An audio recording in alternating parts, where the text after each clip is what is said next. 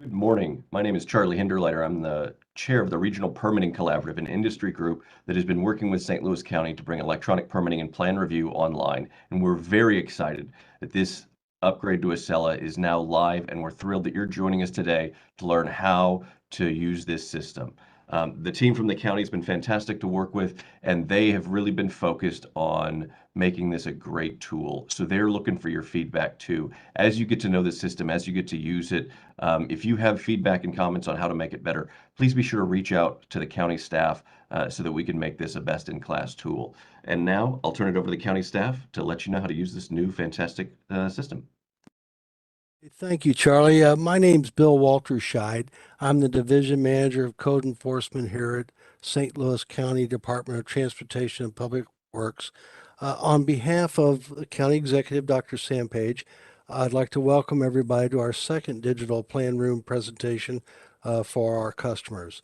We launched the digital plan room successfully on February 13th of 2023. The digital plan room may be accessed to the permitting portal that's located at stlouiscountymo.gov. Uh, this meeting will be taped and a link will be provided on our website for our customers who are not present today can watch in the future. Um, Rather than use the chat feature, I'd like to ask everybody if they would email their questions to code enforcement at stlouiscountymo.gov, and we'll try to answer those questions in the Q&A session near the end of today's presentation. If we don't answer your question today, we will email a response to you. I want to introduce Seth Axum with ePermit Hub, who will present today's presentation. Seth, I'll let you take it from here. Okay, thank you, Bill. Very quick technology check. I just want to confirm you can hear me and you can see my screen. I have a St. Louis County, Missouri logo up on the screen. Confirmed. Confirmed. Thank you. All right, well, let's get started then. Good morning, everybody. We are going to take you through some training on how to utilize the new digital plan room tool to facilitate your plan reviews associated to the various permit applications that you file with the county. From a topics perspective, we're going to cover the entire life cycle of your permit application and plan review on the training here this morning. So we're going to kick things off with the initial submission of your application alongside of the plans and documents that need to be reviewed. Then we're going to transition and see the various different ways that we'll receive feedback from the county about our submittal, both during an intake review as well as plan review comments. So after that, we'll see how we review or we receive those plan review comments, how we're able to respond to those comments, and then ultimately complete a resubmittal of any modified documents to satisfy any of those plan review comments.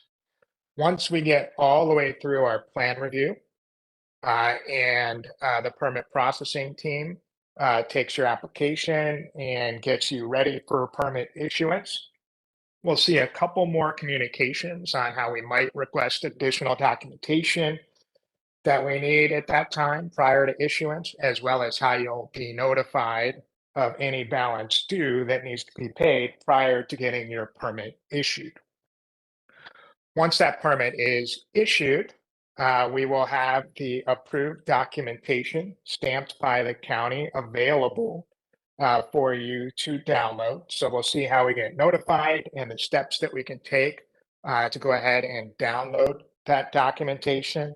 And then ultimately, once your construction gets underway related to that permit scope, if you do have to submit any addendums associated with that development, we'll walk through that process as well. With that, we'll go ahead and we're going to transition into some live demonstration to cover all of these topics. So I am logged in to the permitting portal for the county. And at this time, I'm just still all my applications. Now, earlier this morning, before we got on this training, I got started by starting to fill out a application, and we see it down here, and I'm going to go ahead and click on my saved application, and I'm going to go ahead and resume my application. As a part of resuming this application, I've already filled out the location. So I've specified the parcel, the address, all of that has been collected. If I am attaching any licensed professionals to my application, I've done that. At this stage of the process, I'm going to go in through and identify my contacts. And we always want to encourage you when you add your contacts to use the select from account button right here to associate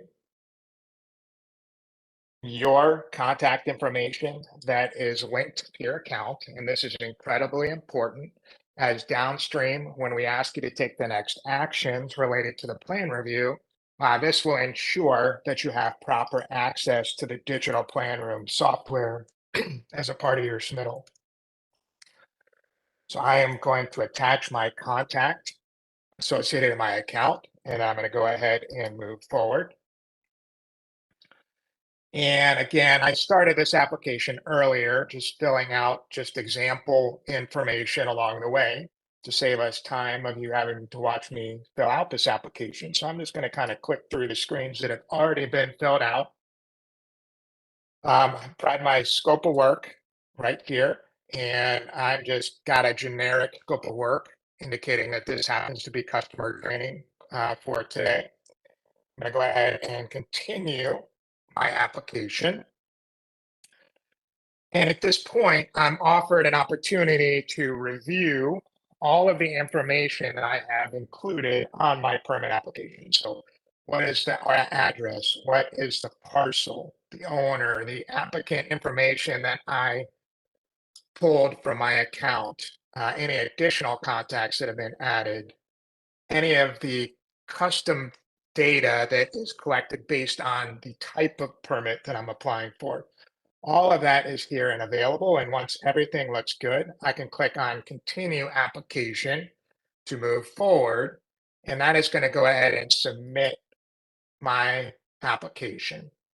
Now, the process to go ahead and get started uploading any associated documents happens at this point. So once I've submitted my application, I'm going to land on a screen that looks like this. Down here, we're going to see the assigned application number that I've been provided. And right to the right of it is a button that says upload, plans, and documents. So to kick off the entire process of uploading my documentation, I can click on this button right here. And this will take me into the screens where I can commence uploading that documentation. Now, if for whatever reason you forget to click on that button, we're going to remind you. We got a couple of different ways we can remind you. As soon as you file that application, you're going to get an email notification that looks like this. And this email notification is going to alert me to the next step that I need to take in the process. So it's going to say I can click to go ahead back into the permitting portal. In case I had clicked out of the website, I can always get back there from this email. We're taking you through a full training this morning, but any notifications that you receive throughout the plan review process where we're asking you to take the next step in the overall plan review, you will find applicable video tutorials linked in that notification as well. So if you need a quick refresher a couple months down the road, you can click on that video tutorial link and it'll give you about a 2 to 4 minute video that'll remind you how to do the next steps in the overall process. In addition to this email notification, if a day or two goes by, we'll send you a follow-up email reminder also asking you to complete your document submittal. be aware that that email will let you know a date that you have to complete that step by. Otherwise, the application will be voided. So you have about 7 days from the time that you filed your application to finish uploading your documentation at that step. Now, once we end up in the digital plan room, at this point, we are going to go through a 4-step process to file and upload our documentation. So here we see there's 4 steps, and we're going to use these breadcrumbs across the top to help us keep track of our progress. At step 1, what it's asking us to do is provide a quick description. And we're providing a quick description of what we're actually going to submit. So this 4-step process will allow us to submit what is called a review package. And you can just think of a review package as a digital file folder that'll contain all the files and additional information that we collect about this submittal and keep it together for that particular submittal. So as we get through the process, maybe there's a resubmittal that needs to occur to correct a couple things identified during plan review. That'll happen in another review package, number 2 and number 3, and so on. So the process by which we're going to be submitting our documentation will happen within a review package, and we'll be submitting that right now. So to get started here, I am going to go ahead and it's asking me for a brief description of the package to be submitted. So I can provide just a quick high-level description of what it is I'm about to upload.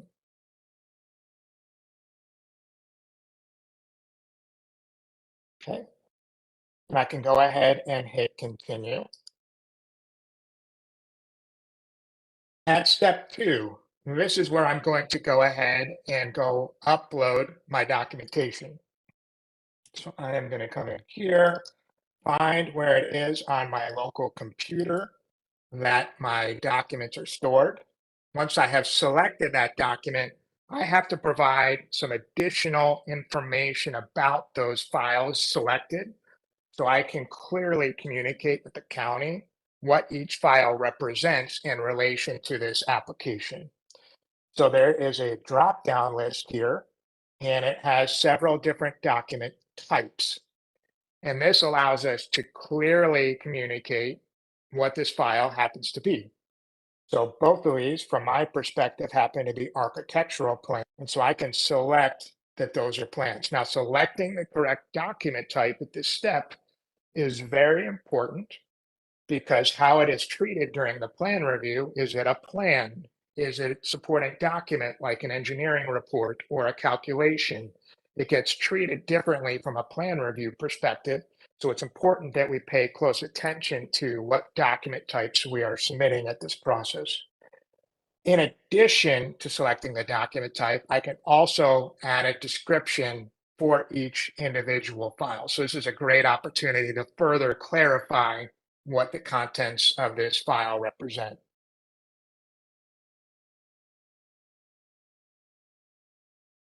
So I can come in here and I'm just going to put a general description in here for these. And once I've done that, I'm going to click on this button that says upload and validate to go ahead and begin the upload process. So I'm clicking upload. And the reason it says upload and validate is we're going to do an automated check of your documents when they're uploaded to make certain that they are usable. So what we're going to do is we're going to give you immediate feedback if there's any issues with the files that would prevent us from using those. So some examples of some things that we might run into is a file could be corrupt for whatever reason. There's lots of reasons a file can become corrupt. And when a file becomes corrupt, we're unable to use it. Other reasons are different types of file encryption. A very easy example of file encryption is when somebody puts a password on a file, maybe to protect the information within that file. That's all fine and good, But if it happens to be password protected, we can't use it as a part of the plan review because we don't have the password to open that document. So those are the types of things that we're going to check for when you are submitting your documents, just to make sure that there are no further delays in reviewing your documents related to those files being inaccessible. So we try to give that information to you right up front at the time that you upload, so you know that there's an issue and you can take the corrective actions to get those good files back to us as quickly as possible. Depending on what the issue is, it'll be listed up here next to the file name. So we see here, one of the files happens to be encrypted that I uploaded. Another one happens to be corrupted. And then I can also mouse over the question mark in the blue circle. And what that is going to do is give me additional information about that particular issue and some suggested ways to proceed to get to the good files that need to be uploaded. Now, at the same time, when I uploaded those files, they got added to my file list down at the bottom of the screen here. And what we can see here is that the status of the file is rejected. Okay. And that just means we found an issue and it's going to prevent us from proceeding. We can actually see the button to proceed to the next step is grayed out and it is unclickable. So we will not be able to proceed until we have been able to go ahead and upload files that pass that validation. So they're not corrupted, they're not encrypted. Now, to take the next steps to upload the files, once you fix them, you can go ahead and click on the trash can icon over here on the right next to each file. When you click on that, it's going to give you a confirmation. Are you sure you want to remove this file? And say, yes, I want to remove it from the package. I'm going to click the next one. I'm also going to go ahead and remove it from the package. And now my file list is empty again, and I can move forward with uploading a set of files that I know are not corrupted and not encrypted. So I'm going to grab all of these. And I have all of my documents related to my submittal. So I'm going to go through and select the applicable document types. Now, but before I do that, I want to bring your attention to a section of the screen over on the right here called Requirements. Requirements you can think of as a checklist of all the potential documents that we need for this particular submittal. Now, this checklist gets put together automatically and dynamically dependent on the type of permit application that you're applying for, as well as how you filled out that particular application. So depending on the scope that you're completing, depending on certain things that you filled out in your application, this checklist will dynamically populate with the things that are applicable that we need to collect. Now, in this list, we'll see items in red, we'll see items in yellow, and sometimes we might, I don't think I have any examples here, sometimes we might see items in blue. Items in red are required for me to be able to submit my review package and send it to the county for review. Items in yellow are essentially warnings. These may be something that are needed, so pay attention to what the items are in the list. But these are just recommendations of something that may need to be provided. Okay. All right, so I'm going to go ahead and start classifying my documents here. So this happens to be as part of my architectural plans. This is part of my structural plans. This is part of my architectural. I'm going to go ahead and put a site plan is this one. And then I'm just, from an example purpose, I'm going to mark this as structural calculations. I'm going to go ahead and add a descriptive description for each file.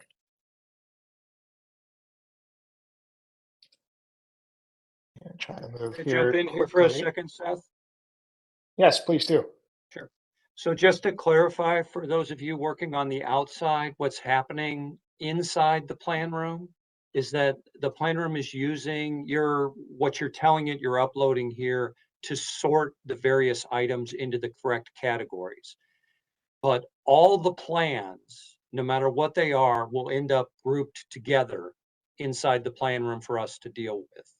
And all the documents will end up grouped together. So if you have plans that have multiple disciplines on them, like for instance, this is a house plan, it's the architectural plans, but the exact same plans are also the structural plans, they're also the electrical plans. You do not need to upload those same plans 3 times, calling them architectural plans in one instance, then uploading them again as structural plans. They're not going into individual boxes or folders marked architectural plans, structural plans, electrical plans. This is the system's way to sort it and say, these are plans and we will handle them as we handle plans. So otherwise, all you're going to do is just spend a lot of time uploading multiple documents and give us the same documents over and over and over. If that's clear. I don't know if you need to expand on that, Seth, or if that clarifies it.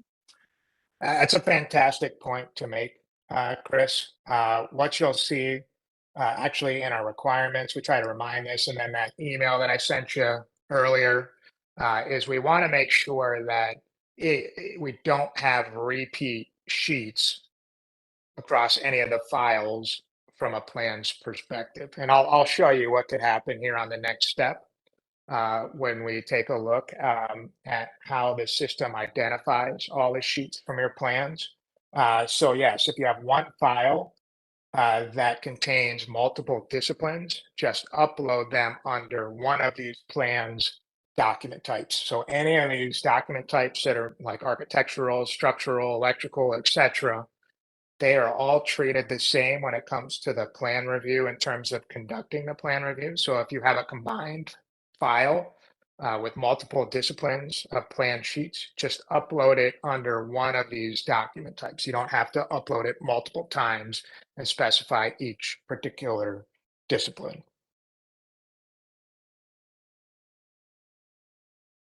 Okay, so I'm going to go ahead and click upload and validate. And this time we're going to keep an eye on the bottom here. We'll see that they're uploading. And if we find that the files are not corrupted, if we find the files are not encrypted, there's no reason for them to turn red and be marked as rejected. They will turn green if we find that they have passed all of those file validations. The other thing that we are going to find is in the requirements here over to the right. Anything that's been satisfied from the checklist, which in our case is all the required items that have to be satisfied, will turn into a green check mark. Any of the other items that have not yet been uploaded will stay in their red, yellow, or blue state, depending on what the requirement has to be. If you uploaded your documents and you realize, structural calculation, that's something else, this little edit pencil icon will allow you to change the document type. So at this point, before you move forward, we recommend you just double check the document type that has been selected. And if you have to change any, you can click on the pencil icon. And it's going to give you that list of all the document types that we have set up for this specific type of application that you submitted. I'm not going to make any changes here, but if you did, it will try to revalidate. And then once it's validated, you can move forward with the overall process. A couple of other items to hit before we take the next step. Plans and any supporting documents that are going to be reviewed by the team need to be submitted as a PDF document type. And the system will alert you if you have selected a particular document type that is a plan or a supporting document that will be sent to plan review.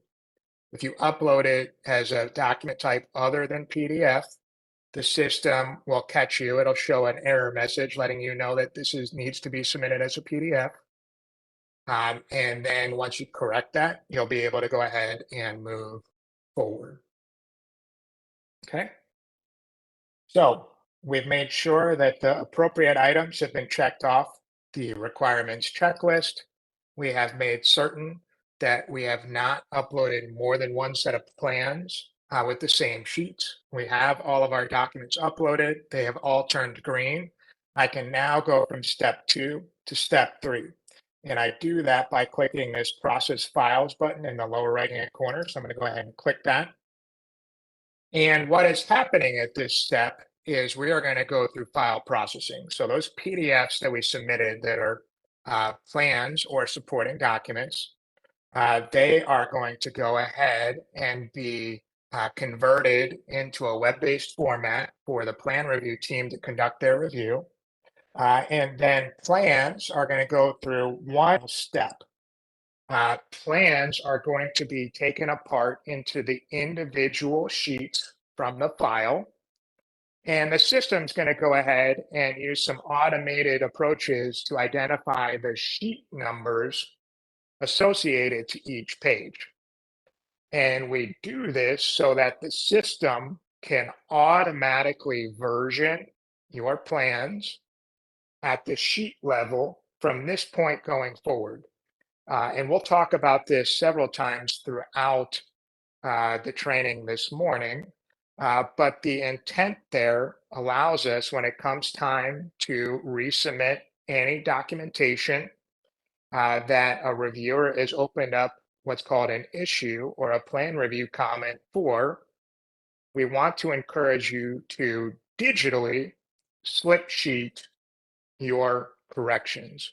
What that means is, for example, if I submitted a 10-page plan set and plan review comments were only opened up on 2 of those pages, when I receive those comments, I'm going to respond to those comments and I am going to provide the corrections related to those comments. When you go to resubmit, instead of having to put a full plan set together with all 10 sheets, we want you to go ahead and only update the 2 sheets that have changed.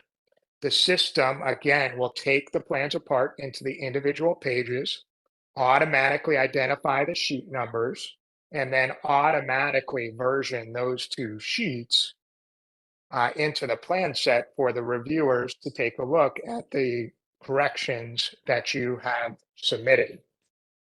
By digitally slip sheeting, it allows, again, the county to very quickly and easily understand what has changed based on what you've submitted. They have a whole slew of tools to hone in directly on those changes and review and compare those changes with what was previously submitted. And it makes the entire process much more efficient if you slip sheet those changes. Now, the system, again, automatically identifies those sheet numbers, and it's got a couple of different ways that it is able to automatically identify those sheet numbers. But the number one way to ensure accuracy in the system is to include a table of contents on your plan file on the PDF itself, in addition to the sheet index. So if you're using any sort of design software to produce your plans, when you export it out to a PDF, one of the options that it will provide to you is the option to include or create bookmarks as a part of that PDF. That will automatically generate a table of contents for the PDF, and the digital plan room will be able to read that table of contents, find the sheet number, and potentially, if you included a sheet title, and bring that in to each individual sheet automatically. So whenever possible, if you do have the ability to include that table of contents, we encourage you to do so, especially if you use a numbering scheme that happens to be numeric only.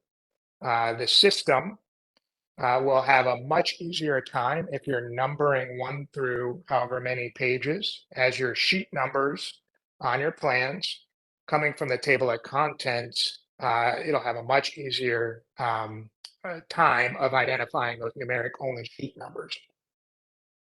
When you are creating your bookmarks, if you can go ahead and include the sheet number followed by a sheet title, that will also make it such that we can extract that information and drop it right into the digital plan room. And if you're not using a table of contents, or the technologies that you're using to draft your plans do not allow for that table of contents, you will have much better accuracy if you use an alphanumeric sheet numbering in your title block. Okay. So those are some recommendations to make the entire process easier for you and easier for the plan review staff. And again, because we can digitally slip sheet your resubmittal, and we are going to go ahead and version things at the page level, it is incredibly important that you do not change sheet numbers during your resubmittal. And we'll talk about this when we're taking a look at plan review comments and conducting our own resubmittal here shortly. But we want to make sure we keep those sheet numbers consistent so the system can automatically version things, and the plan reviewers can very easily use those version sheets to compare to anything previously and confirm if the issue has indeed been resolved. County team, anything you want to add to that before I walk through to the next step? Yeah, Seth, I've got one thing, and it may be a little further back than where you are currently, but I wondered if you could maybe explain the difference between uploading the plans and documents to the application in the permitting portal versus the plan room. Sure. So if you have conducted business in a county's permitting portal, you've probably uploaded documents here and there recently. On your application, it happens to be, actually, let's see, this is number 197. I'm going to go over to the application detail here for this permit application that we just submitted, number 197. You might be familiar with the fact that there is an attachment section here, and this is where you have potentially previously uploaded documents. Where we want to make sure we upload documents is inside the plan room. And this plan room is a new menu that you might have noticed in the permitting portal under the uploads section. So if I come down here to the attachments, what I see here is going to be a list of files that have been uploaded as a part of my application. What Kim is referring to is we don't want to upload from here. We want to upload from the plan room under the upload section.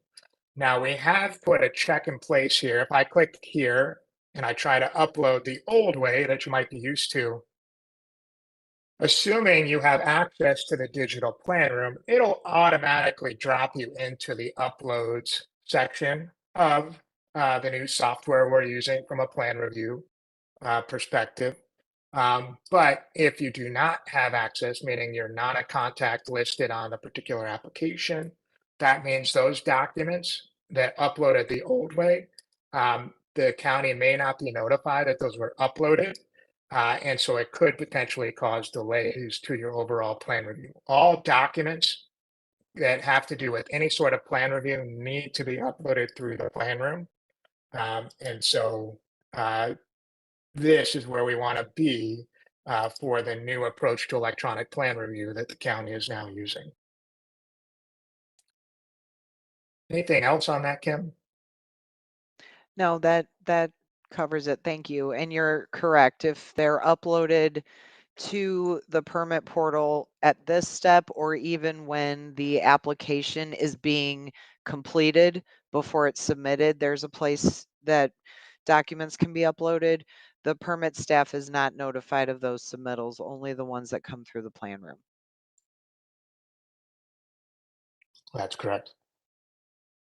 Okay, so when I clicked on the button to go from step 2 to step 3, we saw a box pop up with a progress bar. So what's happening at that step, just to kind of recap, is that we are taking anything that you classified as a plan or you classified as supporting document, and we are converting it into the format that the plan review will be taking place from, as well as the sheet versioning that we talked about. So taking apart any files that contain plans, auto-identifying the sheet numbers, and then uniquely identifying each page with the applicable sheet number. That process typically will take about 30 seconds to complete. So you can wait for that progress bar to finish, and then you can move forward. Sometimes if it's a smaller submittal, it'll quicker than that. And then sometimes if it's a larger submittal, let's say you're uploading 40 or 50 documents, or you're uploading relatively large set of plans, couple hundred sheets, maybe even over 1,000 sheets, that process can take a little bit longer. What we've done is we have set up a notification to let you know when that file processing happens to be complete. In case you did shift over to another tab or closed out of the website, you'll get this notification when that file processing step is complete. And you can either click this link right here to go back in, or you can just log back into the permit portal and navigate back over to the plan room on that particular application.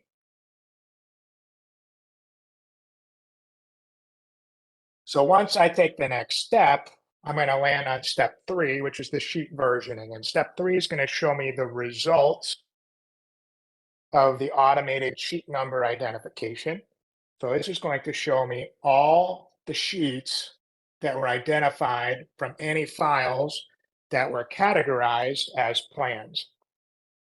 And so this is going to be a list of all the sheets. So I see that I have a total of 16 sheets. And as I come down here, I can see multiple rows. Now each row represents a different sheet. And in each row, we have well, it's a better example down here. We have a thumbnail of the title block. So the system understands based on the sheet size, the approximate location and size of the title block. So we have a thumbnail preview of the title block, as well as a thumbnail preview of the entire sheet. And then as we go to the right in the center column, we have a spot for the sheet number that was identified. We have a spot for the sheet title that was extracted if it was available in the table of contents from the PDF file. And then we also have the file name identified that this page was extracted from, and then which page this sheet came from. So up here we see that the first sheet above came from the survey file that I uploaded, and then the next couple come from this architectural set, and then the next couple come from this AutoCAD sample that I happen to have uploaded. So I can double check that the system accurately identified all the sheets. Again, having accurate sheet numbers are very important. If I happen to want to take a closer look at the sheet, I can click on the thumbnail, and that'll go ahead and open up that particular sheet in a viewer. And I can open it up, I can take a closer look and double check anything I need to, make sure that the information to the right happens to be accurate. When we landed on this page, we noticed that we had an error at the top. It says an error occurred. Sheet number is required. So if the system was unable to find a sheet number, so it was unable to find a sheet number on my survey file, it is going to put a red highlight on that particular field. And it's going to prevent me from moving forward in the process until I have resolved this. So I'm going to go ahead and type in site plan in here. Since there is not really a sheet number here, so you could put a descriptive title here. But just be aware that when you go through a resubmittal, if you do happen to put an updated survey as a part of the resubmittal, we want to make sure it is named consistently. And when we show you what a resubmittal looks like, we'll show you some tools to help you make sure that you are consistent in that numbering. Okay. Now, there are 2 requirements to move past this step. Now, because I have put in a sheet number for the one that had no sheet number, there's no error and I can move forward. But I'm going to come in here and force a duplicate sheet number. And this is where you can kind of get into trouble if you upload the same sheets inside of multiple files. The other requirement to move forward is all sheet numbers inside of a review package submittal must be unique. And so if there are any duplicated sheets, it's going to have an error at the top, letting me know that sheet A101 has been assigned twice or however many times if there are any duplicates. And visually, I can scan through the file sheets. I only have 16 sheets in this submittal, so not many to look through. But if I had a larger submittal, I can use this toggle in the upper right-hand corner here. If I toggle that to the right, what that's going to do is that's going to hide any sheets that don't have an issue. So the sheet already has a number and it's unique. But this will then, if I toggle this to the right, show me any sheets that do not yet have a number assigned, or the number assigned has been duplicated from other sheets. Now you'll notice the center column, the sheet number and the sheet title are editable. So you can go ahead and correct the sheet numbering manually like such and fix that particular issue. If it happens to be that the system did not automatically identify the correct sheet number and it added a duplicate somehow from that process, you can correct it here. But if you did indeed upload multiple files containing the same sheets, you may have to go back to step 2. You can click back in the process or click up here, and that'll take you back to step 2 where all the files were uploaded, and you may need to remove the file that's causing the duplicates. So you can either fix it manually by correcting sheet numbers here if the system didn't get it accurate, or if you do indeed have duplicates, you can head back to step 2 and make those fixes at that point. Now, to move forward, I can either toggle off the show errors, or the continue button in the lower right now just says show all sheets. So it is going to want you to see everything now that you've made these corrections before you continue forward. So I can scroll through, make sure everything looks okay, and then I can click continue. Could I stop you for a second there? Or Sure. we didn't get a chance to mention the rotation feature. Yeah, I was going to hit that here in a Oh, okay, minute. great. As long as we have the opportunity. Yeah, I'll talk about that here in a moment. Once we start talking about how permit processing can review things.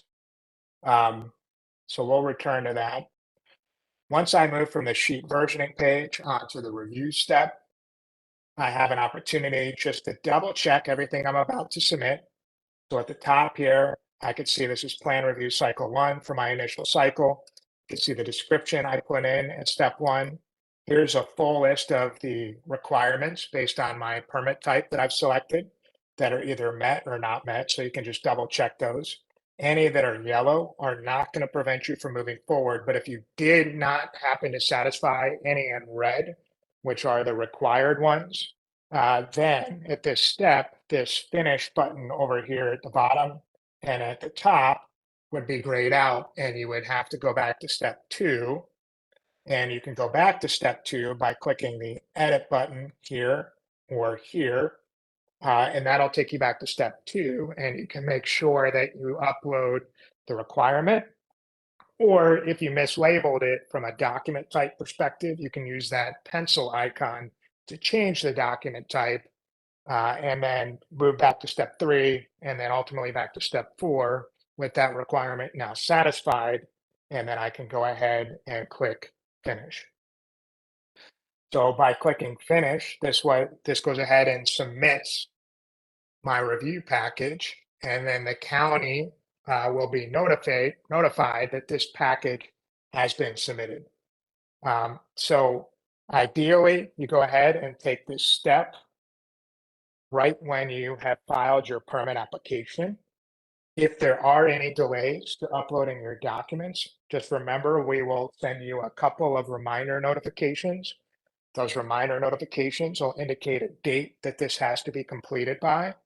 And if it goes to 7 days, at that point, your application may be voided and you may have to start the process again.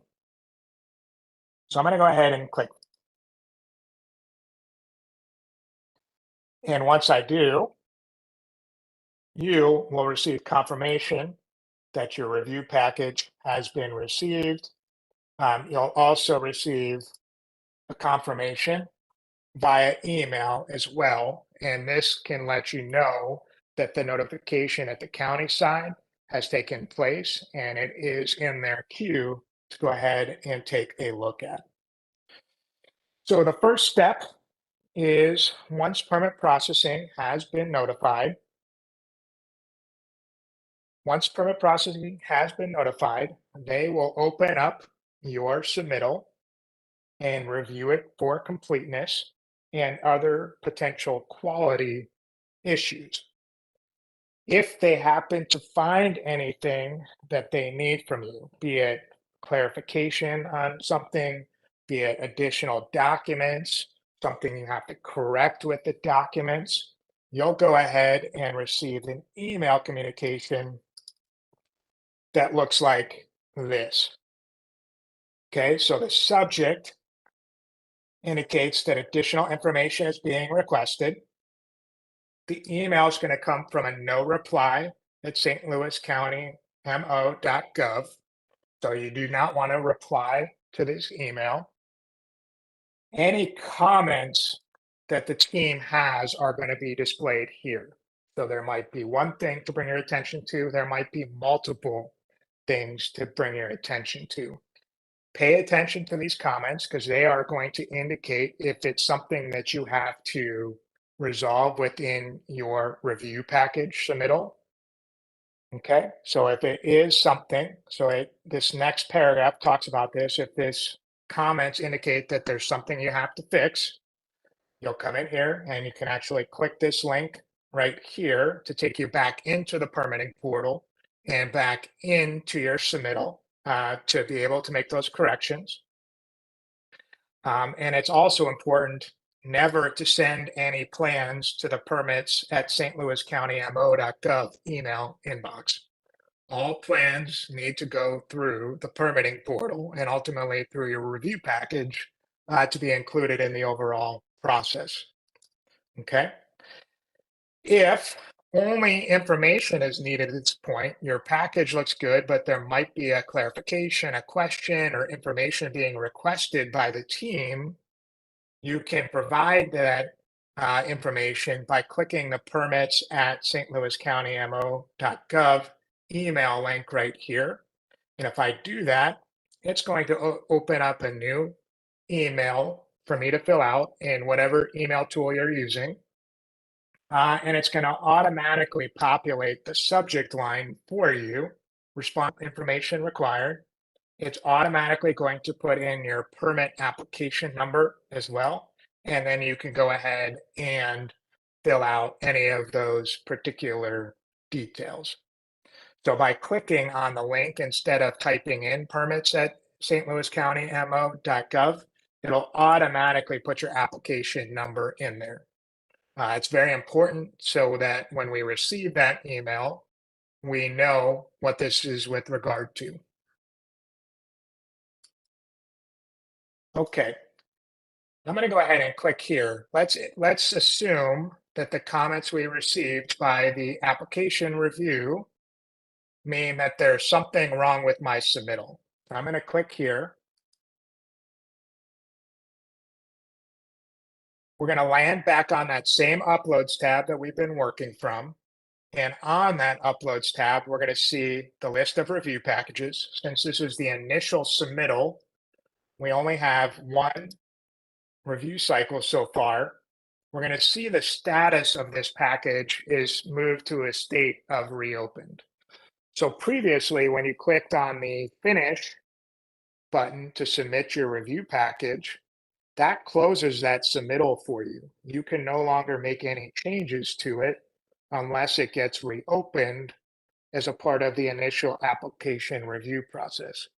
So the comments from the notification that we received let us know that we need to fix something in our package, okay? And that process, the county has reopened your submittal so you can make those edits and then resubmit the review package. Now, as I come across here, those comments are going to be easily displayed right here. So that's going to match what we saw in the email. And if I head back into the package by using the resume link over here under action, I will also see those comments up at the top here during step 1. So what are the types of things that I could be asked for? I could be asked to correctly categorize my documents. Let's say these are not correct. I did not select the right ones. Feedback might be that I need to edit the document type. Maybe there's content in one of these documents that's missing. Maybe I'm missing some code references on a plan or a professional seal or something like that. I may need to remove a document and upload one with the correction. I may be missing documents that are needed to move forward, so I may go ahead and browse and upload additional documents. So there's a number of different things that could be asked for at this step. Let's say I've got all my documents uploaded and corrected. I'm going to go ahead and And in doing so, that's going to take me to step 3, where it shows me the results of all my sheet numbering. I could have feedback that the sheet numbering is not correct based on what's on the sheets. So I could be asking for you to correct the sheet numbering.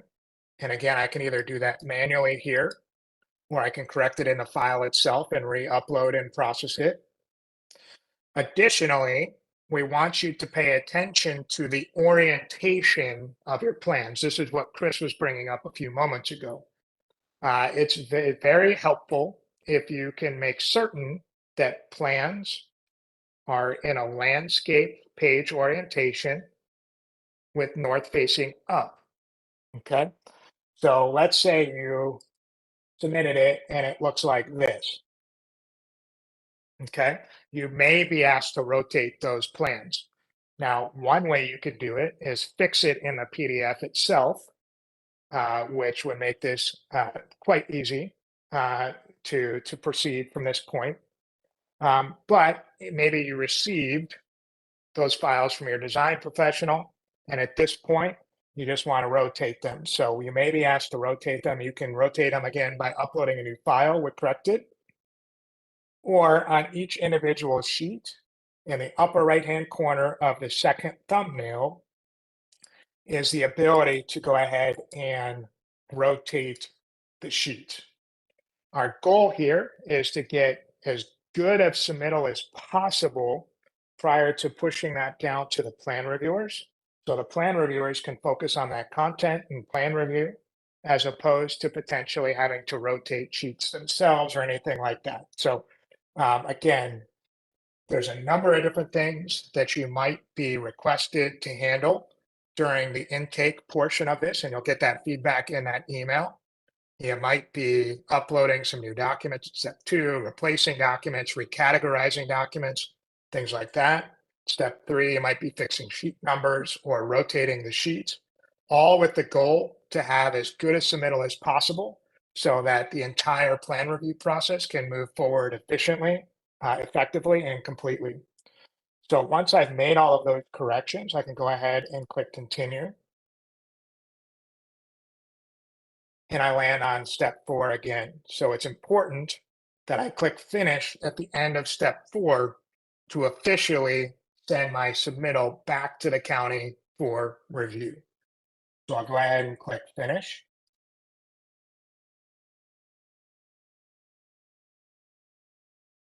You'll get the confirmation that the package has been submitted.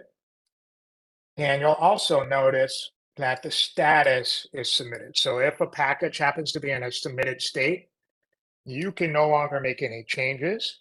But if it is in a reopened status, that means that permit processing has opened it back up for you and provided you feedback that you could take care of.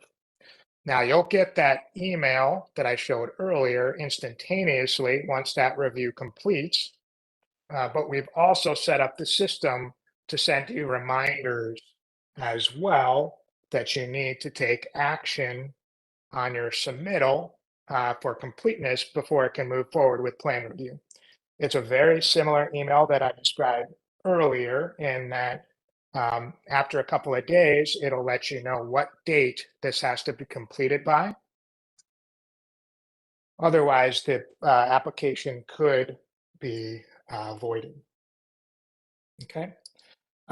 Kim or anybody else on the team, anything that you want to highlight or discuss before we move forward in the overall process? I'd like to make it clear to the audience that the system, you're only seeing the customer side of the system. And the system is configured completely differently for the county side of it. So the customer side is configured to make certain things very easy for you to do that, and our side is configured to make it very easy for us to do other things. Like for instance, we can make changes or notes on sheets very easily. That's not a function that you have. But by the same token, you can see the system is optimized to allow you to change your sheet numbers incredibly easily, to rotate your sheets incredibly easily. When the clerks are looking at it, they're not seeing it in the same format, and it is not as easy for them to make those changes. So when something is sent back to you to make changes that you're like, well, this just requires clicking on a couple buttons. It's just clicking on a couple buttons for you, but it's not necessarily that way for us. So like I said, it's optimized to allow you to do your part, and our side is optimized to allow us to do our part. Some other things that we've had some issues with are potentially when you're uploading plans, not actually uploading files that you've obtained directly, or scans of plans, but actually people taking photographs of plans and then uploading that photograph of the plans, which is a struggle since most of the time the photograph is going to distort the plans, kind of change them into a trapezoid shape, and potentially cause us problems with measuring later on a plan that's distorted. So we really need the files to be good quality direct PDFs or scans of a paper document, not a photo. I don't know if anybody wants to piggyback on any of that or add anything additional.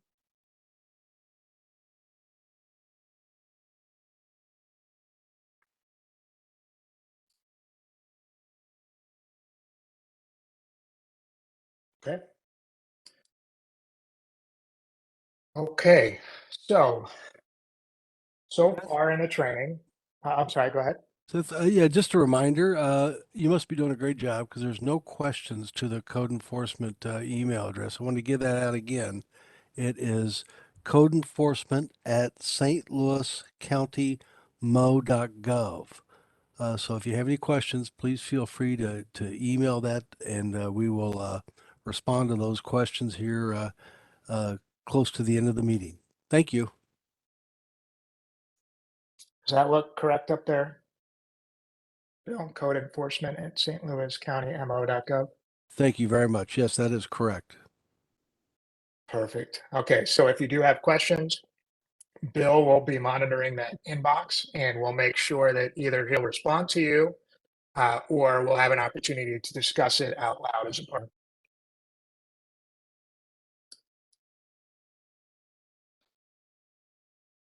All right, so let's go back and look at our topics. So we've spent time looking at the initial submission of plans and documents. And we've also, whoops, didn't mean to do that. We've also spent time receiving submittal feedback and how we might address it and what some of those types of feedback might be. Next, we're going to take a look at plan review comments and resubmittals. So utilizing an electronic plan review solution to collaborate with you via the permitting portal allows all the different review disciplines to commence their review in parallel within the system. And the way that feedback about your plan review is going to be communicated with you is that as each individual discipline review completes, so this would be county zoning, building plan review, mechanical plan review, floodplain review, etc. Any applicable discipline that needs to review your documentation as a part of that plan review, as each individual review discipline completes, we are going to then send you a notification letting you know that that discipline has completed their review, that their comments are now available for you to review on the permitting portal, and begin to potentially work on those corrections. But we are not going to go ahead and open up the portal for your resubmittal until all the discipline reviews have completed. So we'll share those comments as reviews complete. And then once the final review is completed, you'll receive a notification that the permitting portal has been opened up. Another new review package has been opened up for you to go ahead and upload all your documents and submit that resubmittal package. So let's take a look at an example of a notification from when a discipline review has completed, but the overall cycle review has not yet completed. So let me find that email.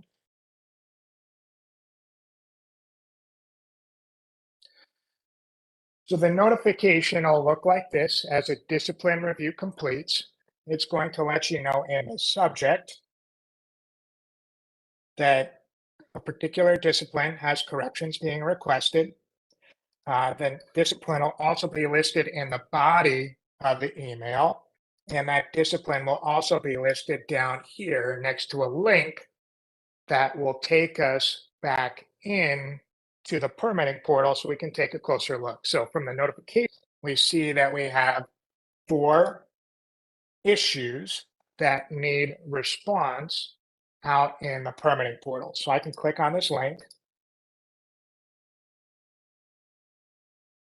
And it's going to take me into the permitting portal. Now I have been logged in to the permitting portal.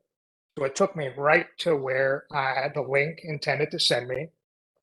If you are not logged in and you click the link from your email and you're not logged in, you'll land on the login page and it'll tell you you need to be logged in to be able to access the digital plan room.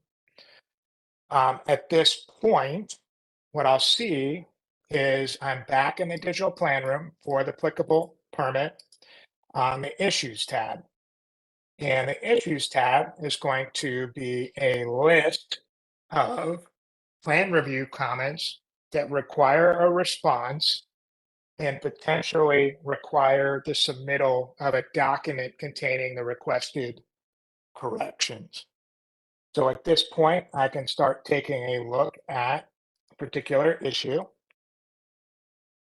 And what it's going to do is it's going to open up whatever that issue is associated to. So it could be a plan sheet, it could be an individual page in a supporting document, It could be just a general comment on the overall plan review that's not attached to either of those.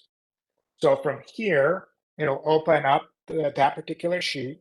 I clicked on this magnifying glass right here to zoom in to the area that the plan reviewer is intended to bring my attention to. I'm going to see a title of the issue.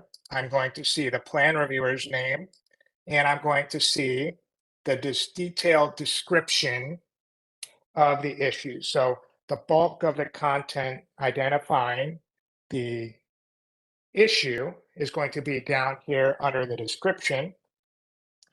And then over to the right, we will see that particular plan sheet, that particular page in a supporting document, and any markups that the reviewer added to visually bring your attention to what they are articulating. So I can begin looking at those and responding to those, and I will show you how to do that here in a minute. Just know as each discipline completes, if they have opened up any issues that you need to respond to, you'll get that applicable email notification letting you know which discipline is complete and that there are corrections being requested. And you can begin to look at those and you can begin to prepare any corrections, but we will not open up the portal until all discipline reviews have completed, at which point you'll get an email that looks like this. So at this point, if there is no discipline mentioned in the subject line, but it does say that there are review revisions being requested, at this time, it's going to let us know that Public Works has completed their review.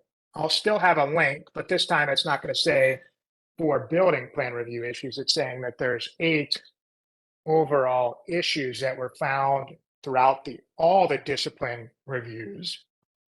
I mentioned earlier that when the notification comes out and asks you to take that next step, that there are going to be tutorial links in the email as well. So in this scenario, we have a tutorial on how to respond to issues.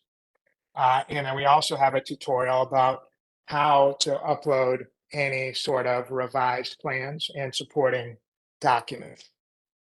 Another thing to bring your attention to in this email notification is that you will be required to provide a response to comment for each issue before you can complete your resubmittal. So let's jump over. I'm going to click on this issues list. And so once the entire review is completed, I might see a longer list, this time with more disciplines being represented. So here I have multiple disciplines. I have very generic issues just for training purposes, but these titles will be reflective, a high-level description of what the issue might be. And then you can click into each of these issues to get to the details of the comments that the plan reviewers have documented. So in this list, I can see the discipline. I could see a title, again, just a quick description of what the issue is, the current status of the issue. These are all set to open. What the issue happens to be attached,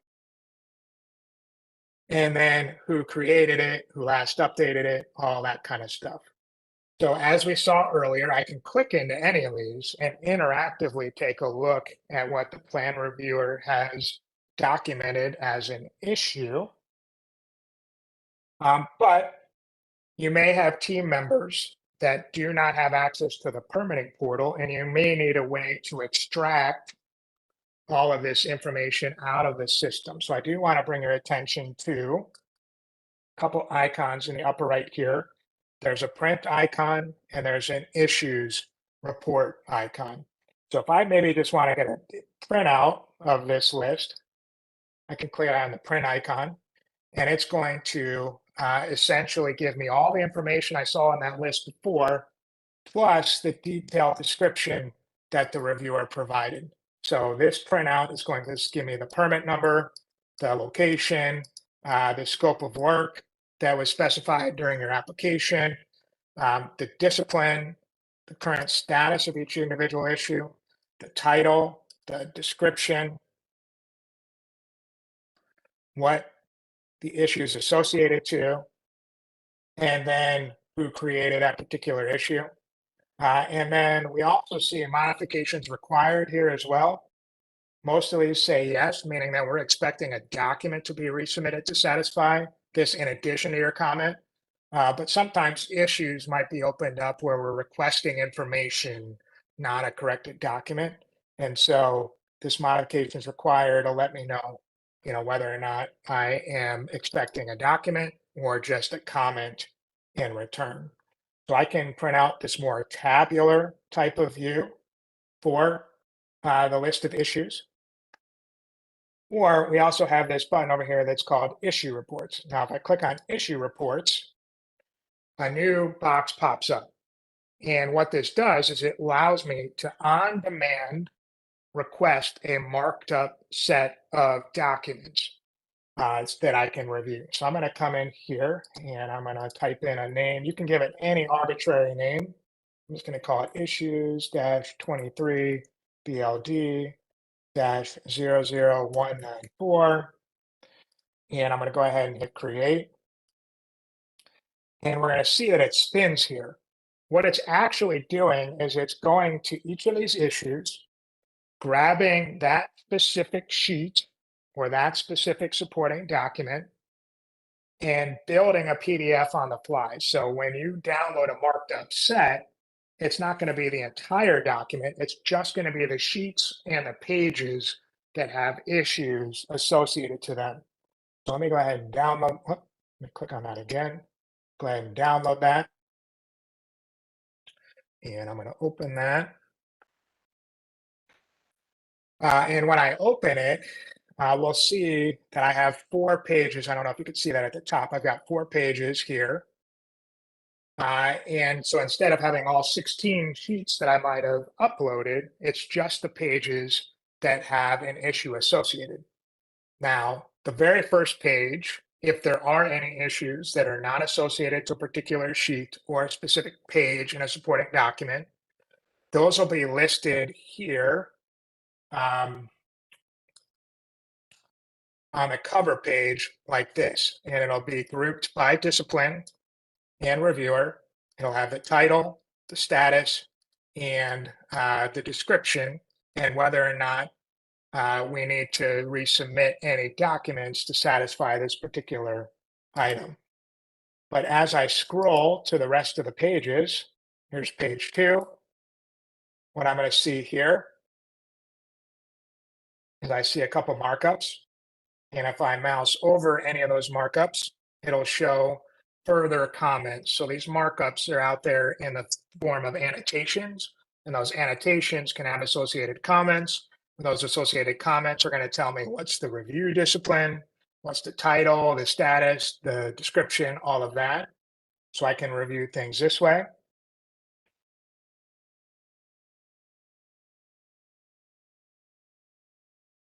Like such.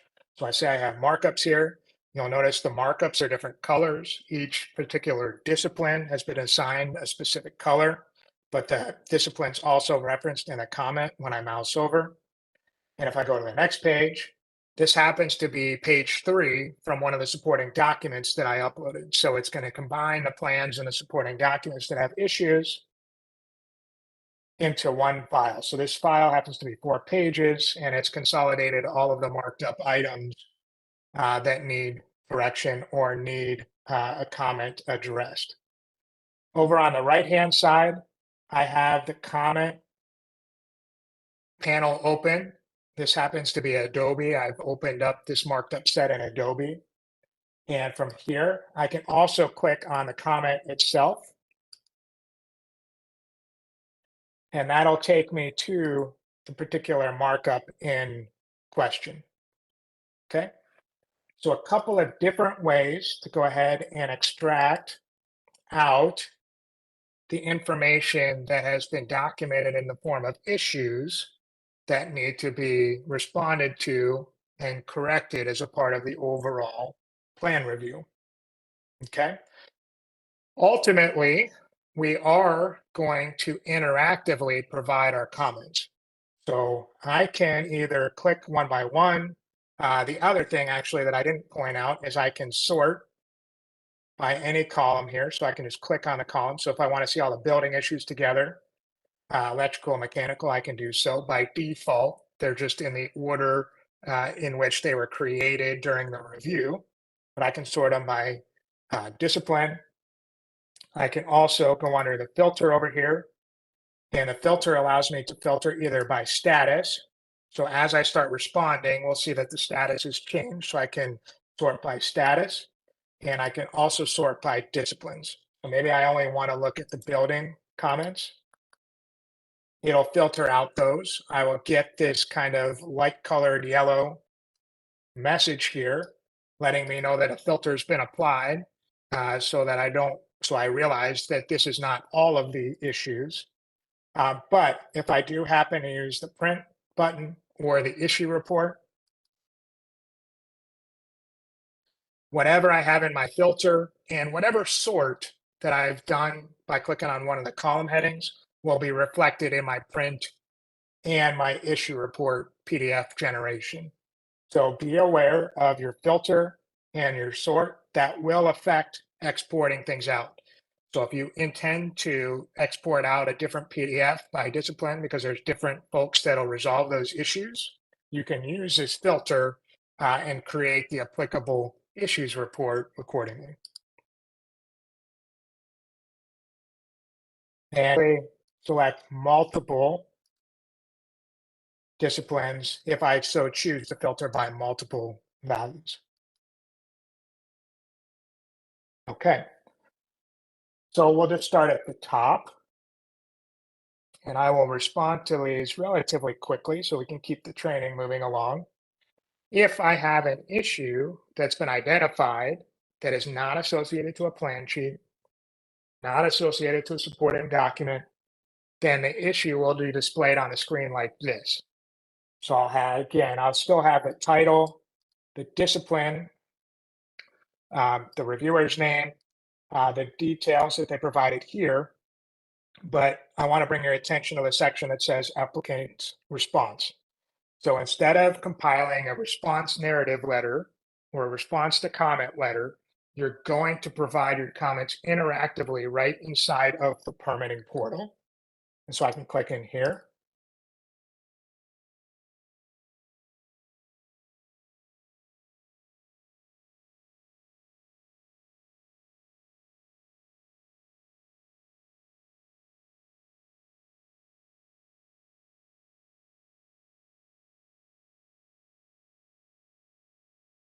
So I'll put it right in here. And when I hit save and close back out of here, we'll notice that my issue changed from a status of answered.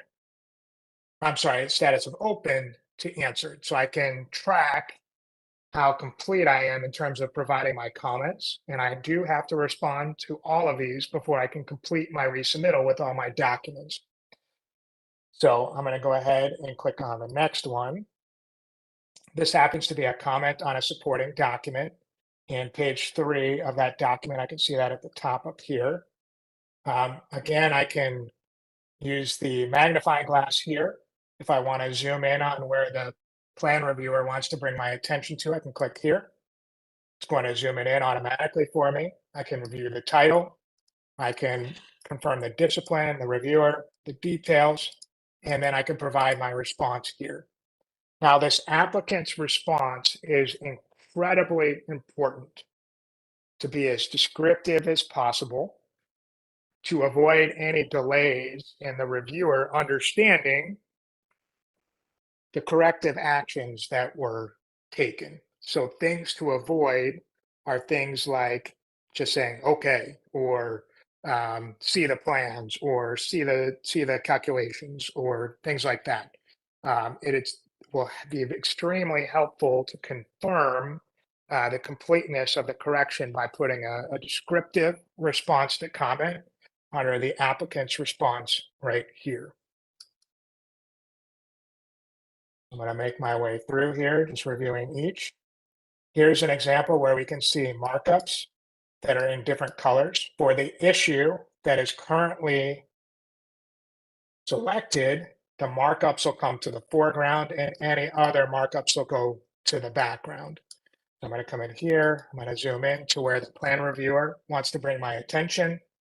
I'm going to review everything, provide my detailed response narrative right here.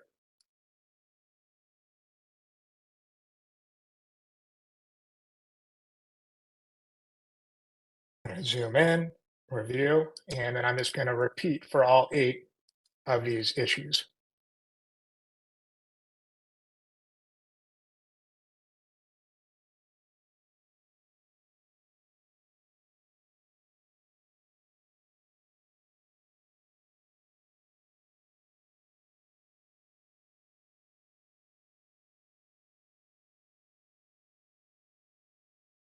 Okay, so I have all of them answered but one. Here's my final one to answer.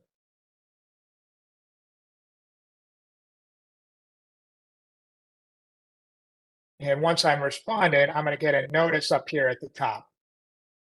All issues have been answered. Click on the Uploads tab to submit responses. So as soon as everything has been answered, I can return to this Uploads tab. And what we're going to see is a new plan review cycle has been opened for us. And go ahead and click Resume. And here I am. So I can provide, this is very similar to what we saw when I was submitting my initial documentation. This time I'll provide a slightly different description.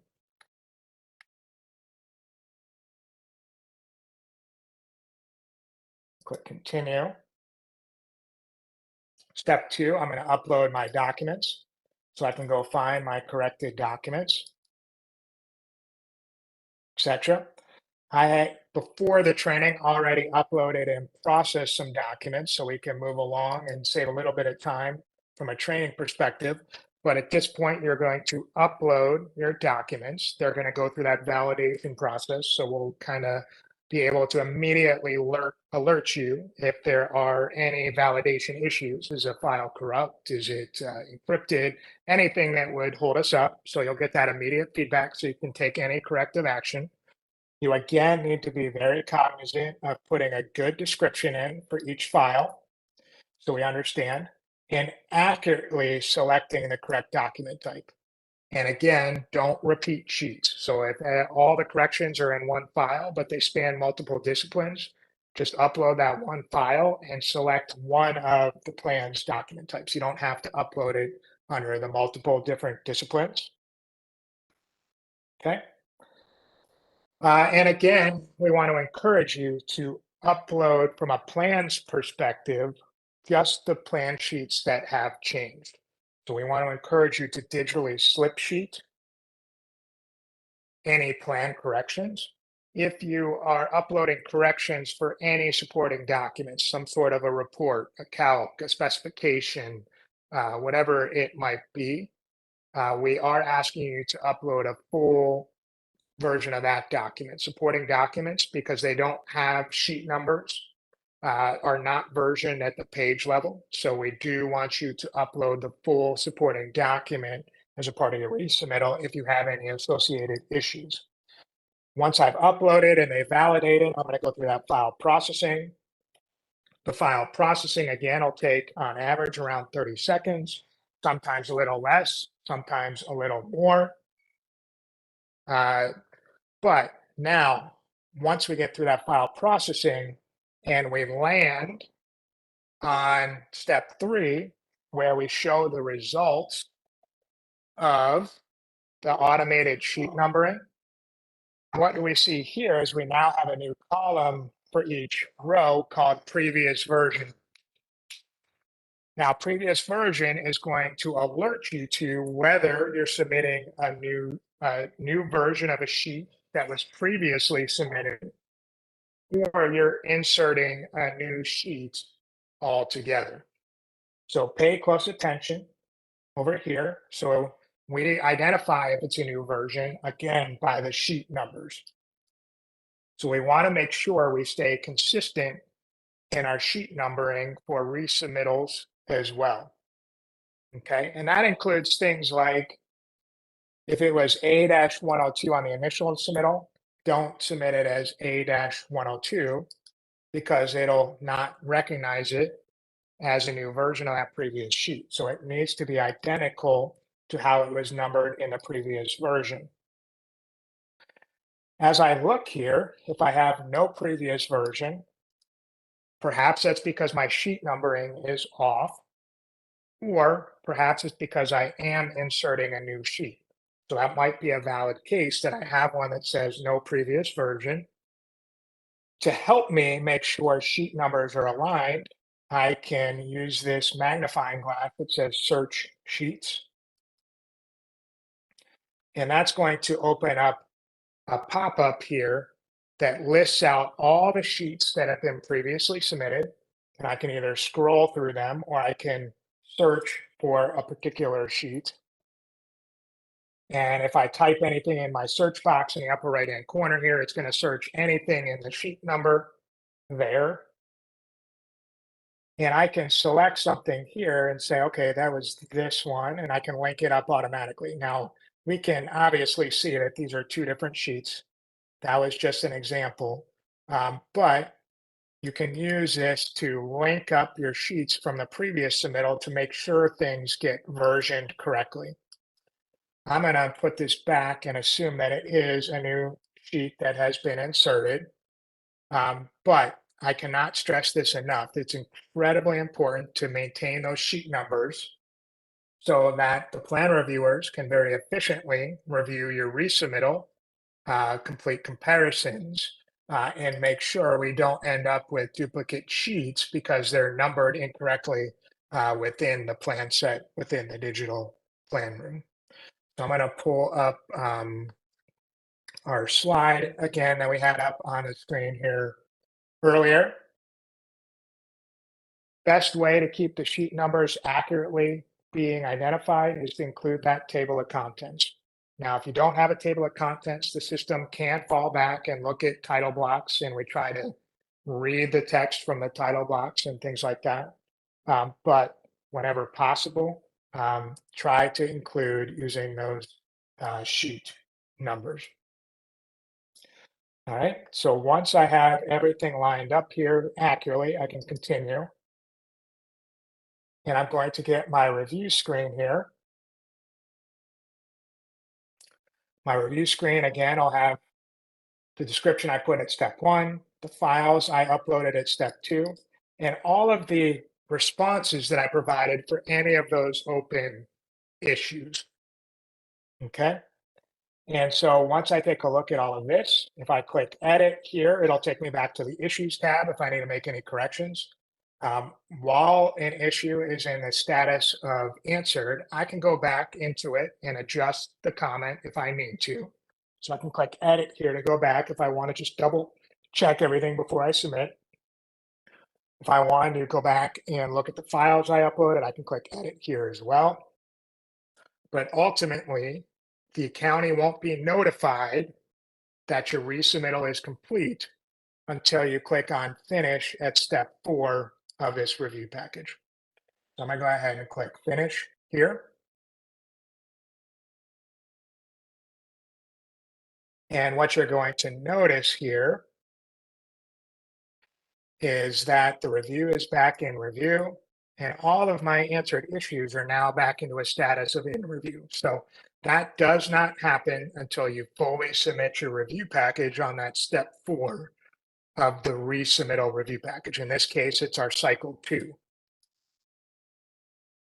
Okay, take a quick pause, check in with Bill, Chris, Kim, any questions that have come in or any additional information that you guys want to share.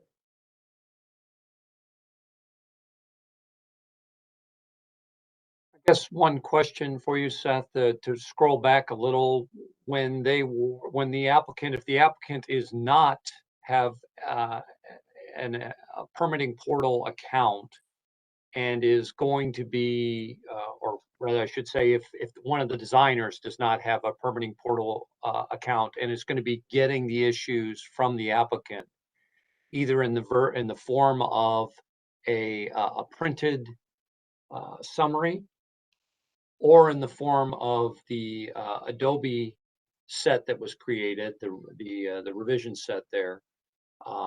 If they create that Adobe set, that still has some interactivity in it, in that you're mousing over the markups and finding the comments in that manner. If they try to print this set, will these comments be displayed for them in any manner?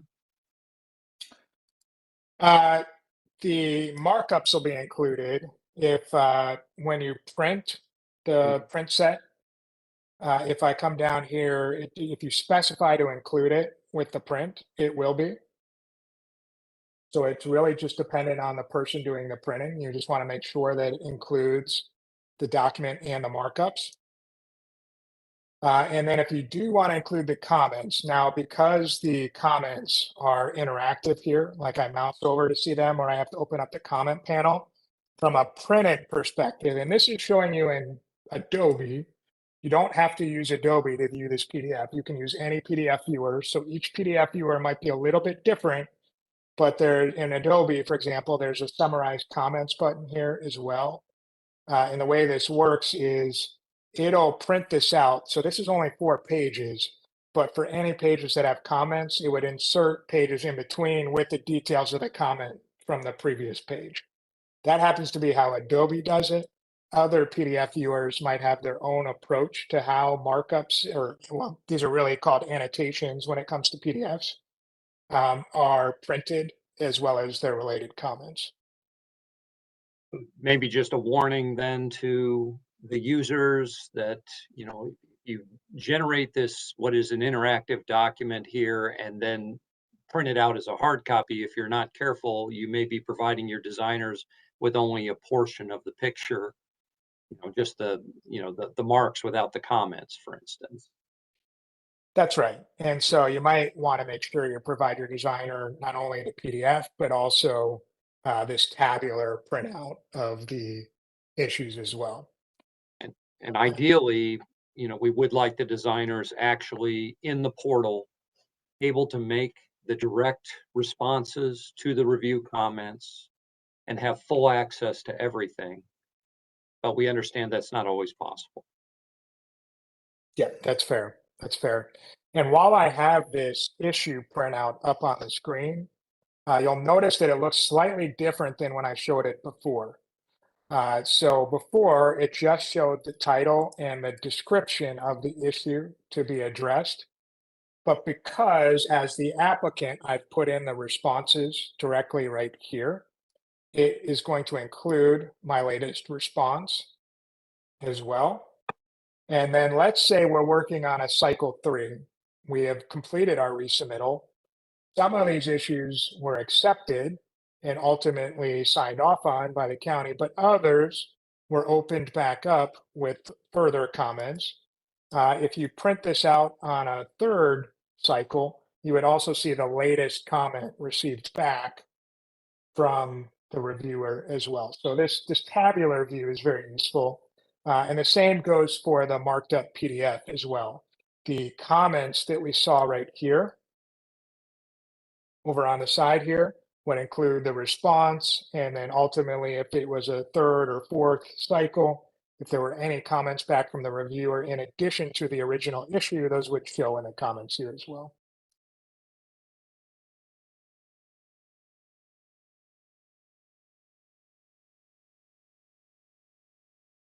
Okay.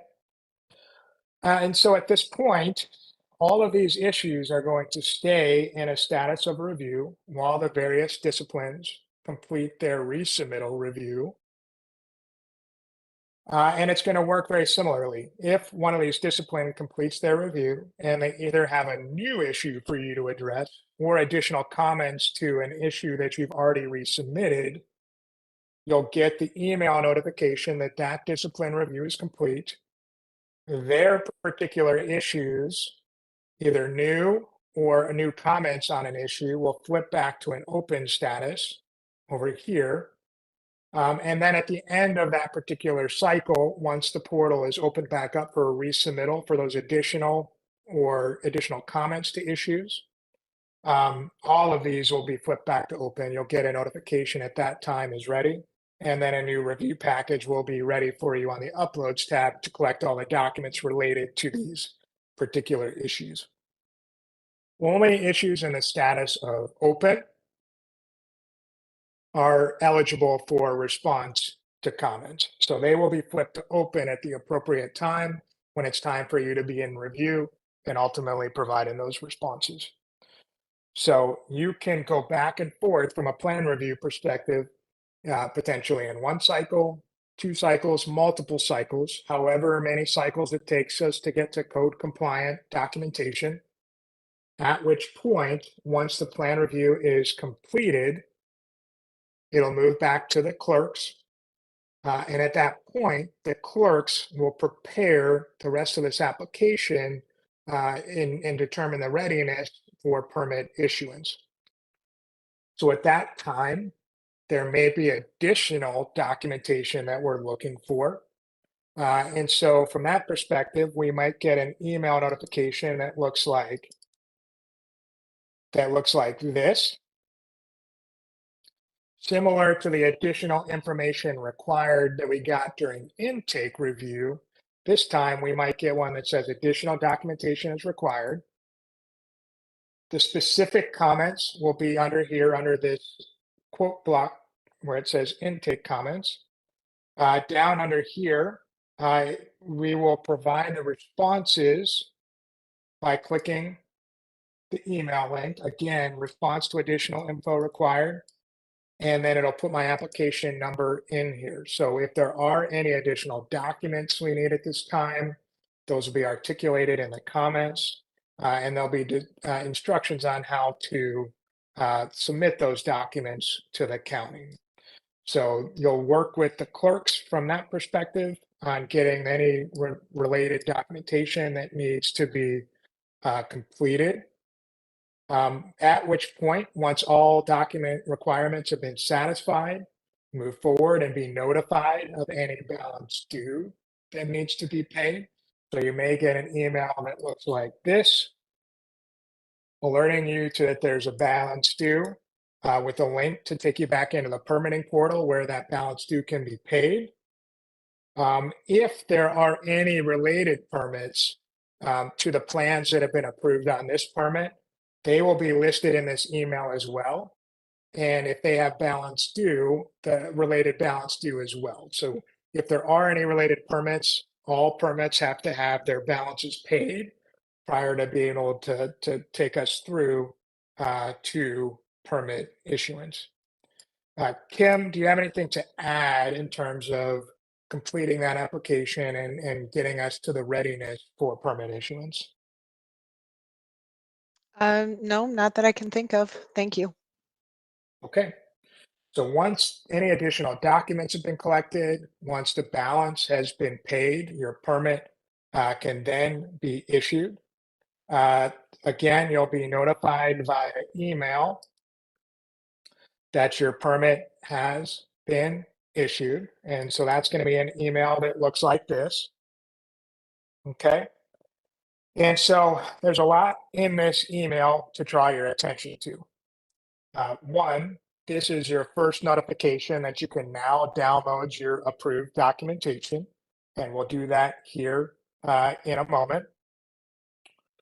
In addition, attached to this email are any appropriate permit cards or your permits up here. So there might be one or multiple attachments depending on what permit cards are needed for this. So you can download those from this email. And down below here, we have a link that'll take us back into the permitting portal as to where we can download our approved documents. We also have a video tutorial on how to do it, and I'll show you that here in a minute, as well as a video tutorial if during the construction phase you do have to upload any addendums. This little tutorial will show you how to do that as well. So let's go ahead and click on Download Approved Documents. That's going to go ahead and take us back into the permitting portal. So far today, we have been on the Uploads tab, the Issues tab to respond to comments, and now we're on the Approved tab. But real quickly, before I go ahead and download one of our approved documents, we can take a look. I would like to point out a couple other areas to bring your attention to. There's other tabs inside the plan room. There's a record details tab, there's a summary tab, there's also a conditions, and there's also a notes tab. So let's cover what some of those are related to. If I click on the record details tab, that's going to take me back to my application details. You are probably already familiar with this particular page. The only difference on this page is now a plan room menu in addition to payments and record info and conditions. The menu for plan room is going to show you the different tabs that you can head into in the plan room. So we've seen all of those. So I'm going to go ahead and click on the summary tab. And if I head to a summary tab, this is exactly what it sounds like. It's going to be a high-level snapshot of what's going on in my plan review. So currently, because my permit's been issued, my plan review is at a status of approved. All the various disciplines that may have participated are listed over here. In my simplistic example, only the building review completed a review and they were in the status of approved. And over here, we see a column for issues, conditions, and notes. And we also have a conditions and notes tab here as well. So far in the training, we talked about plan review comments coming in the form of issues. We do have a couple additional types of plan review comments that you might receive throughout the entire process. I'm going to bring up a slide here to help me articulate these. On this slide, it's going to talk a little bit about the different types of plan review comments. So issues, we've spent a lot of time on. Issues are your traditional plan review comments that require that detailed narrative response and potentially also may require a corrected document to be submitted to satisfy that particular comment.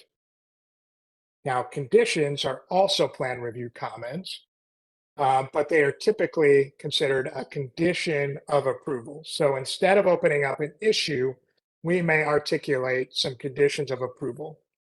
Those conditions of approval may come in the form of markups throughout the supporting documents and plan sheets, but they also might be aggregated at the front of the plan set. There's one additional type of plan review comment called notes as well. Notes are used instead of being conditions of approval. These types of comments are informational type comments. Very similar, but their intent is for informational purposes only. Similarly, their markups might be throughout the document, and they also might be inserted at the front of the approved plans. So over here, we can see that I have conditions at a project level because there's nothing listed under the attached to, and I have some conditions on a couple of the sheets. Now I can view these interactively.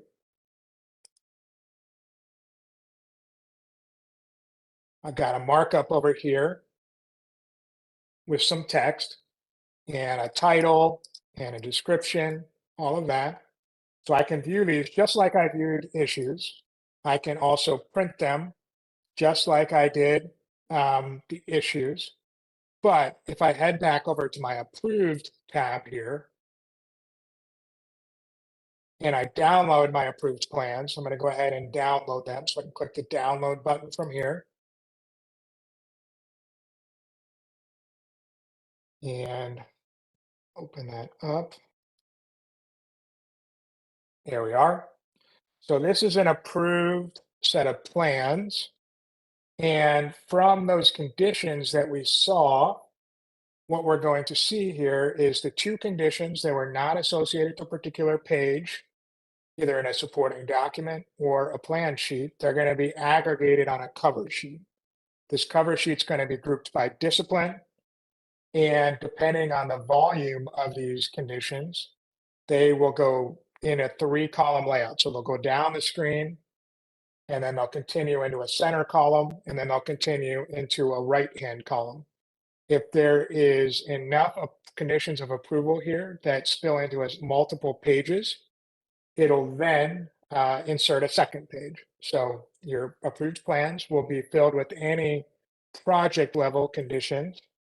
Down in the lower right-hand corner, we see a St. Louis County stamp that indicates the permit number as well as the approval date.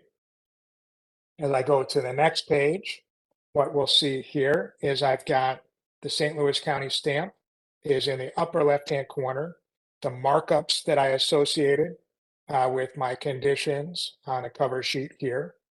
As I go to another page, I might have more markups here as well. And then we'll see that that St. Louis County stamp will be repeated on every single sheet in the upper left-hand corner. It has a reduced opacity, so if it does happen to overlay something on the plans, we should be able to see any applicable lines or drawings through that approval stamp. And then any approved supporting documents will also be available on the approved tab as well, in addition to the plans. And so those I can download separately here as well. And I'll see it looks very similar where we insert the stamp in the upper left-hand corner for these documents as well. So I can download all those documents from here. Okay. Now, let's say I head into the permitting portal. And in the permitting portal, I want to point out one additional place where it's a slight new change with the introduction of this electronic plan review solution. Under the action column, if you're used to managing your applications, you're tracking what status particular applications fall under. Under the action column, from time to time, different links appear, indicating that there is some action that you can take, and this is essentially a shortcut to take you to where I can complete that. So, for example, this particular application, number 195, indicates notified, meaning the applicant has been notified that your permit is ready to issue, that there's fees due. So I can click on the fees due link to go ahead and pay those fees.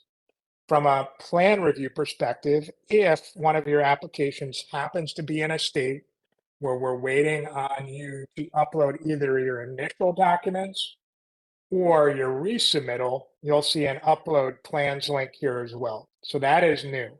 So that's another way that you can get to the plan room. You can click directly on this upload plans link, and that'll take you right into the plan room upload process for that specific application.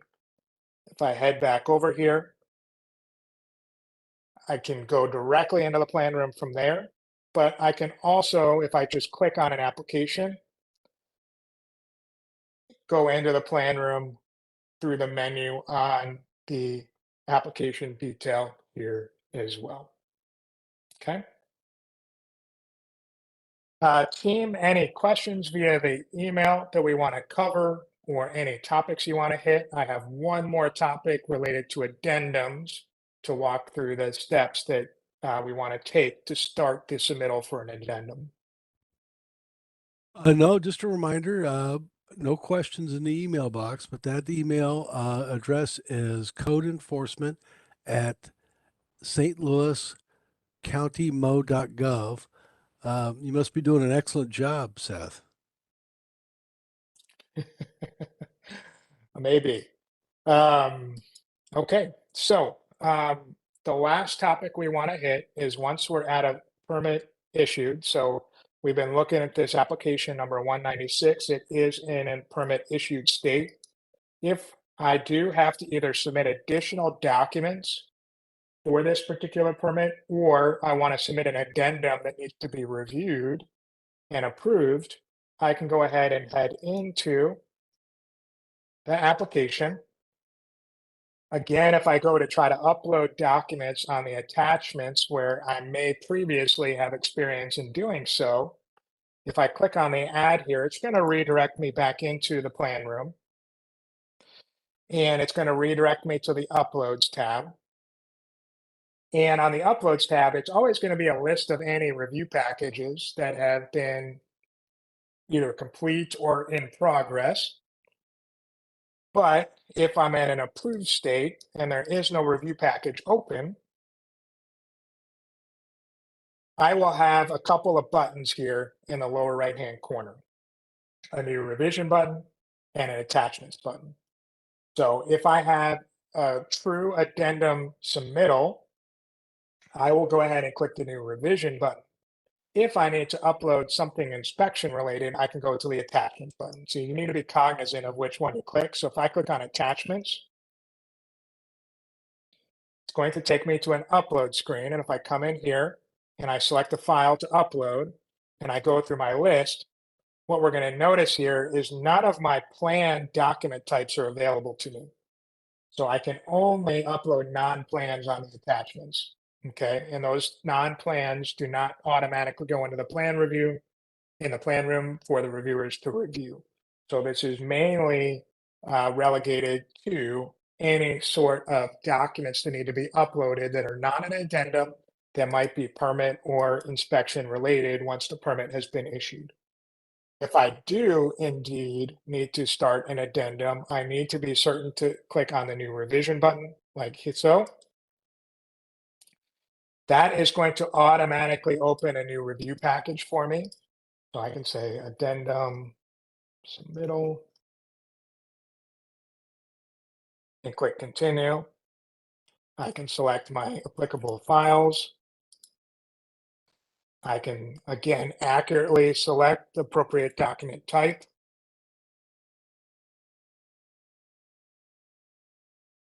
Upload and validate. And then everything from this point forward is going to be very similar to the demonstration we just did for a resubmittal. My files will either validate or they'll be rejected because there's issues with file corruption or file encryption. If everything validates, I can go ahead and click process files. That'll go ahead and take the plans apart into the individual sheets, automatically identify the sheet numbers. At step 3, it'll align it to make sure that I'm versioning the correct sheets. So I have to pay very close attention to my sheet numbers at that step. So with addendums, not changing sheet numbers for addendum submittals also applies here as well. So all those things that we talked about from a resubmittal perspective are also incredibly important for my addendum submittal as well. So I'm not going to walk through the rest of those steps because we've seen it a couple of times now with the initial submittal and the resubmittal, but I'm going to drop down my slides just to a question step, and I'm going to turn it back over to the county team if they have any additional comments, topics, if any questions came in at the 11th hour. Let's make sure we address all of that.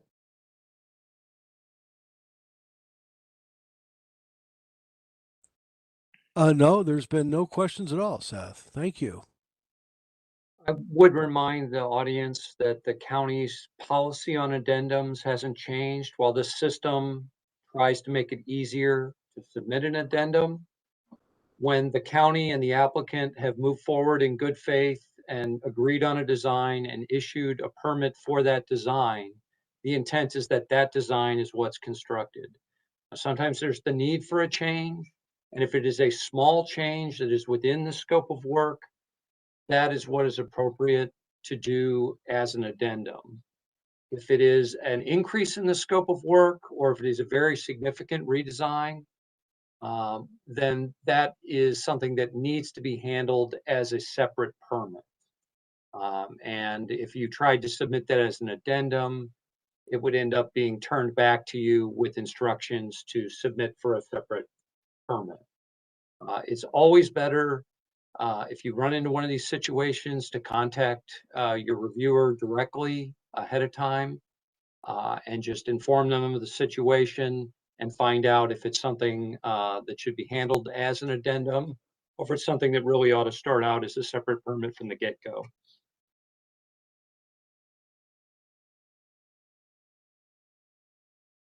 Okay, yeah, thank you, Chris. Bill, any parting thoughts before we close out the training this morning?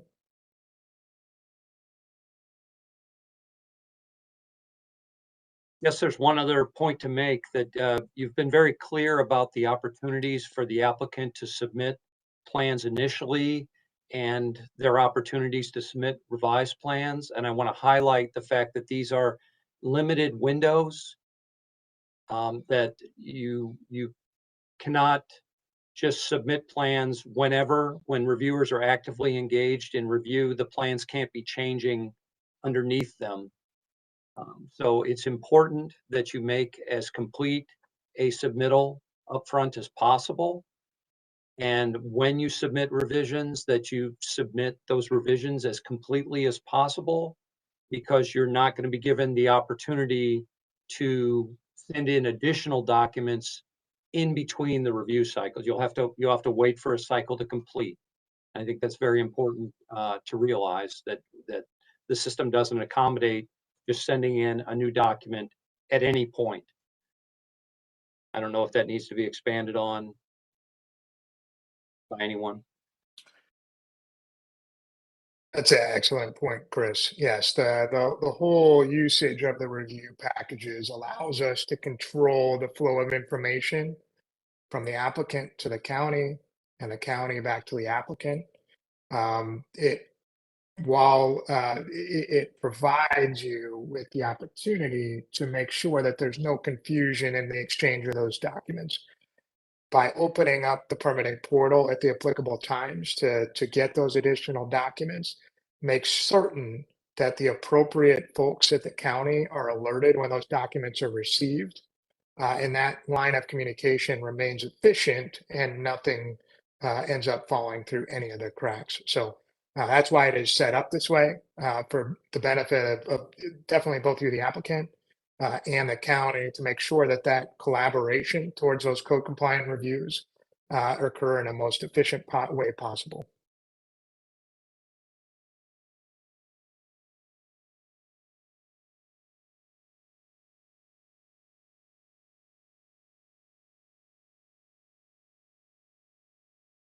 Okay, any other closing comments, Chris or Bill? Not for me. Seth, I just want to thank you and the ePermit Hub team for all your hard work and help. It's been a pleasure. It's been a big lift, but it's been a pleasure dealing with your whole team there at ePermit Hub. Thank you. Appreciate that, Bill. We enjoy the collaboration with the team. Okay, with that, we are going to bring this training to a close. Thank you for your time this morning. As we mentioned earlier, this was recorded, so we will be able to make this recording available to you. I don't know if anybody wants to make a mention of where they can find it eventually, but this will be available for your reference in the future. It will be available at stlouiscountymo.gov. Excuse me, if you navigate to the Department of Transportation and Public Works page, it'll probably be with all the other tutorials that we've made concerning the permitting portal and our digital plan room. So again, I appreciate everybody's time. Thank you. Thank you.